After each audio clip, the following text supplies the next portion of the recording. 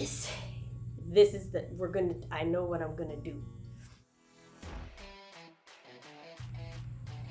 Hey yo, welcome to my channel where I'll be discussing the ins, outs, and struggles of writer-parent life. Today, I'll be talking about the difference between kid care and toddler care. Disclaimer, this is all based on my experiences with my family and my kids. For reference, I consider toddlers to be between 2 and 4, and the kid age range I will be talking about today is between 5 and 8. I don't have any direct experience raising kids older than 8, but wait a decade or so and I'll get those videos out to you. Alright, so babies grow. I've already talked about the difference between infant and toddler care. If you haven't seen that video and you would like to, I will link it down below. Otherwise, let's keep moving forward. For me, by the time I had a toddler, I also had an infant. Theoretically, and with some kids, the older one can help to keep baby entertained. Unfortunately, our oldest didn't have much interest in any baby until they could crawl. So by the time he could help keep his brother entertained, they were tag teaming age to get into literally everything. This means they could lure me into a false sense of security. They'd play nice over there. I'd pull out the laptop, get about half a page through before I realized the giggles and the noises were gone. I'd have to go find them, and all the books on the bottom shelf are all over the floor. Or one of them's covered in marker. Maybe both. Now, this is with multiple children. Last time I tried to talk about just having one, but I've never had only a toddler. My sister does though, and on occasion I babysit her. Now, there are less surprise messes, but she also lacks a convenient playmate. It then becomes the parent's job to keep her constantly entertained. And while sometimes she will go off and do her own thing, I can't focus on writing even then because I know what she could be getting into on her own. Kids are much easier in contrast.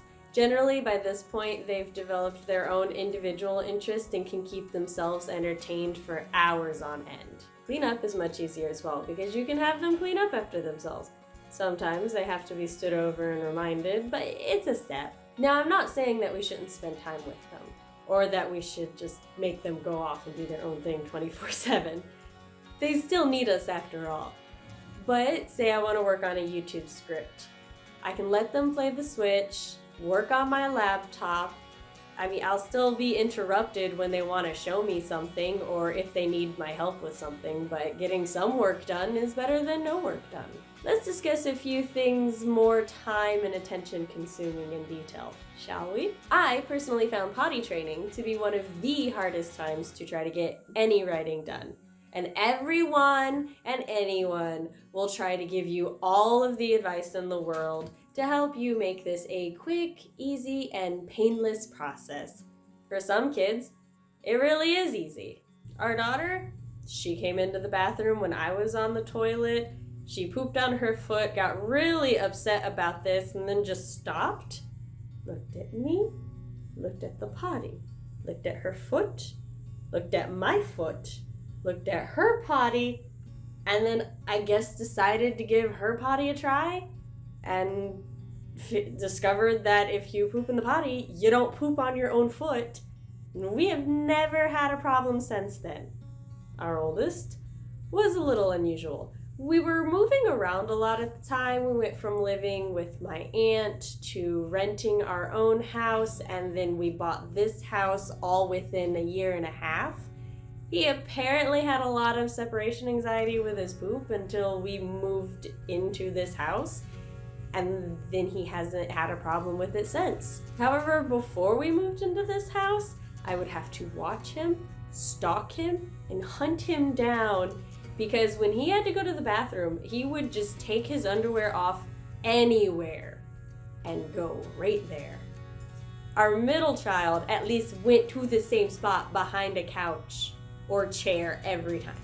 To this day, I cannot tell you what trick we used or why or the exact moment it clicked in that boy's head that the toilet was where he needed to go all of the time. But all 3 of the kids are potty trained now. Our youngest still requires an escort to sit in the bathroom doorway when she goes to the potty, but at least I can bring my laptop and type there.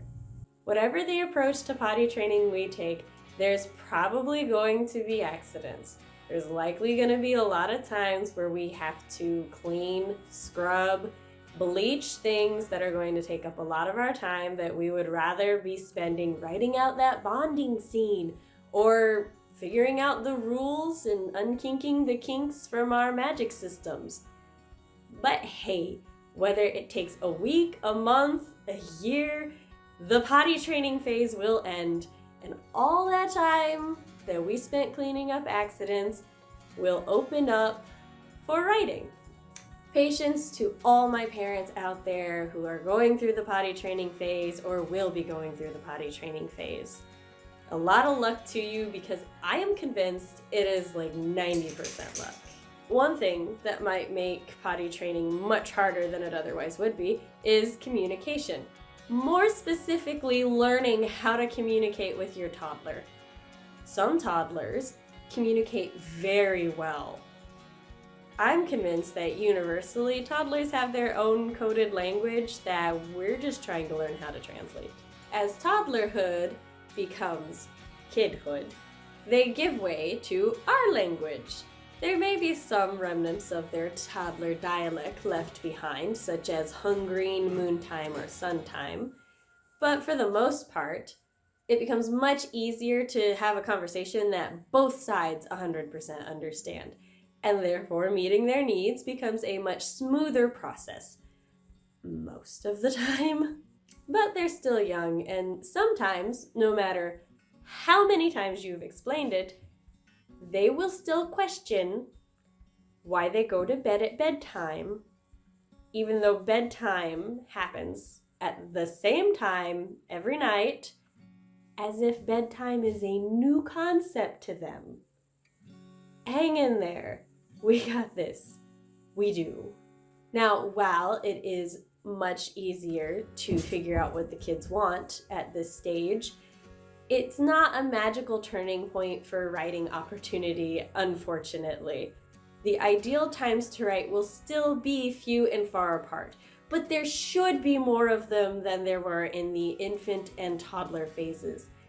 And when my husband and I arrange a day for me to work on writing, like the Sunday I took to write this script, I can tell the kids, go ask Daddy, Mommy's working, and they understand that concept.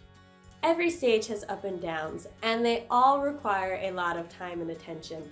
It's like parenting's a job or something, but don't worry, they eventually move out, most of the time.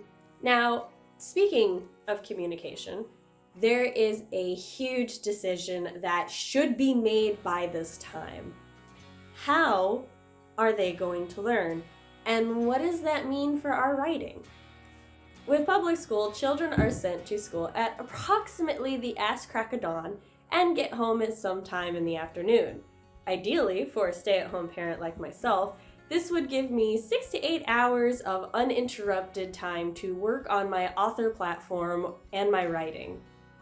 At least that's what I thought when our youngest started preschool this year. But no, because during those 7 hours, I can get the laundry done. I can get the dishes done. I can scrub those counters that have not been properly washed in weeks.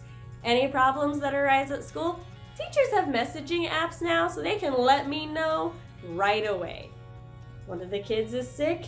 I either didn't send them to school, or I now have to go pick them up from school, and they are my priority for the day.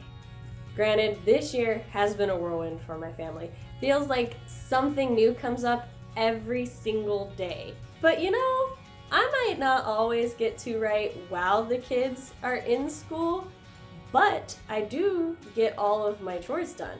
And then I can go to sleep at night without that stupid house spouse guilt.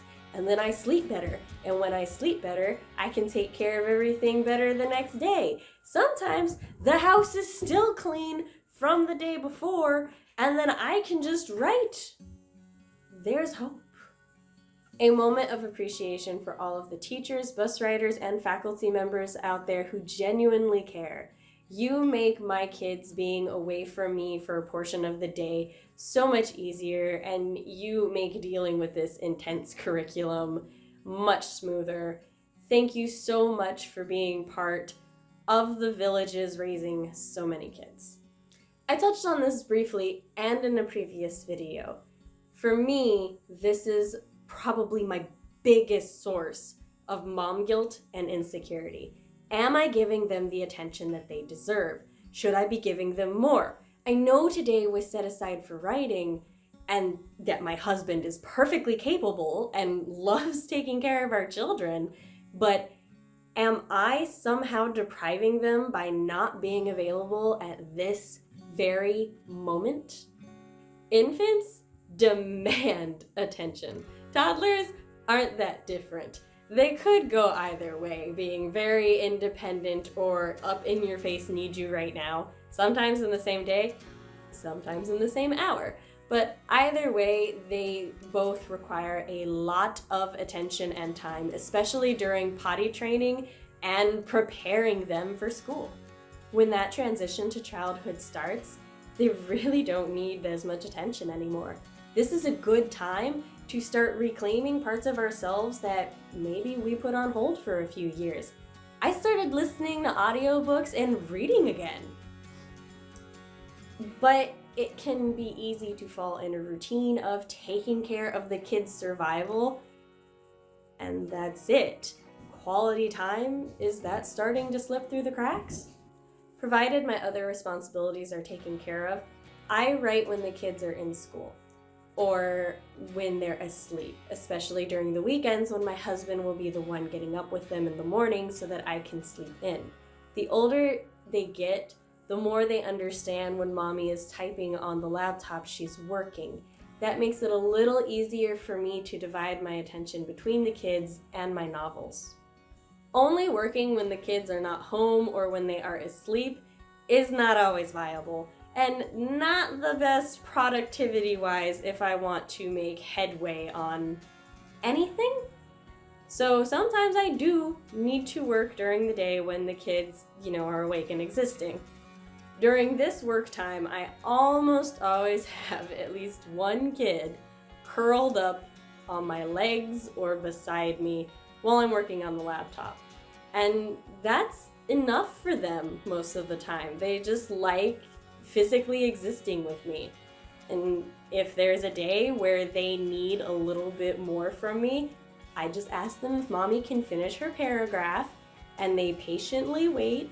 Then I close the laptop and I'm all theirs. My husband and I made commitments when we decided to become parents, so we put our kids first most of the time. But please, please, please, please, do not take this as me saying that it's never okay to put your writing first. As I've already said, I take days specifically for me to get work done where my husband takes over handling everything, so I don't have to worry about anything but writing on those days. Now that our youngest is school age, it just makes it so much easier to have those days. It's true that if we don't make time to write, it's not gonna get done, but we shouldn't stress about not being able to make time that just doesn't exist. We're not on anybody's deadline but our own. So we should embrace the time that we manage to find to write and write the fuck out of our drafts, but don't feel bad if the time of day just didn't exist for you to make. Be gentle with yourself. Well, that's my take and experience. Feel free to comment your own down below. Remember, folks, if you're curious as to whether or not I can write, I post my short story on my website at this link down below. And you can find me on social media, Tumblr, Twitter, Instagram, and Facebook at Samantha L. Nasset.